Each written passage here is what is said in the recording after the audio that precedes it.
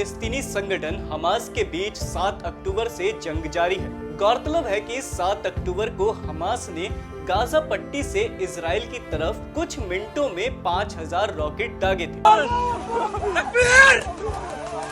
इस हमले में करीब 1200 लोगों की मौत हो गई थी। इसके बाद इजराइल गाजा पट्टी पर हमास से आर पार की जंग लड़ रहा है। अब तक गाजा में इजरायली हमलों में 12,000 से ज्यादा फिलिस्तीनी मारे जा चुके हैं। इजरायली सेना ने हमास के कई बड़े नेताओं और कमांडरों को ढेर करने का दावा भी किया है, लेकिन इजराइल की सेना को अब भी हमास के चीफ और टॉप कमांडर याहिया सिनवार की तलाश है। इजराइल का दावा है कि सिनवार समेत हमास के दूसरे कमांडर गाजा पट्टी की किसी सुरंग में छिपे हुए हैं।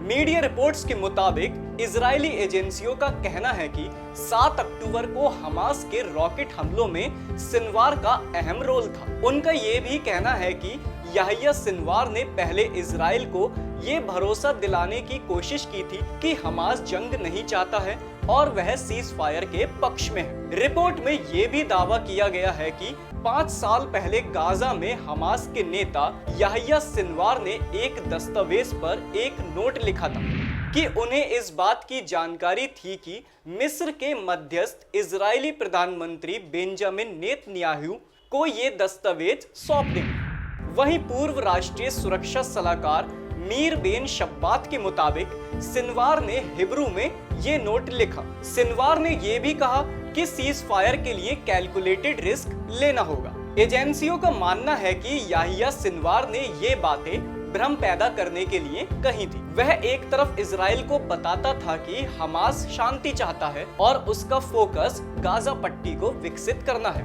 लेकिन दूसरी तरफ वो इजराइल के खिलाफ हमले की रणनीति बना रहा था। गौरतलब है कि अमेरिका और यूरोपीय संघ ने हमास को आतंकी संगठन माना है। हालांकि हमास कुछ सालों से दुनिया को ये बताने में लगा था कि उसका फोकस हमले से ज्यादा गाजा पट्टी में अच्छे गवर्नेंस पर है।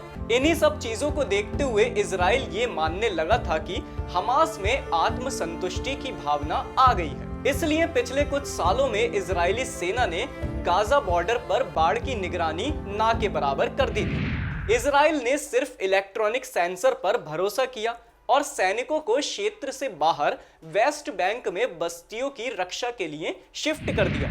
इजराइल को लगता है कि इन सब बातों से हमास ने एक भ्रम की स्थिति बना दी थी। शायद इसी के चलते नेतन्याहू सरकार का हमास पर फोकस कम हो गया और मौके का फायदा उठाकर हमास ने हमले कर दिए। यही वजह है कि इजरायली सेना हमास को खत्म करने के अपने मिशन के तहत गाजा के ज्यादातर हिस्से को मलबे में तब्दील कर चुकी है।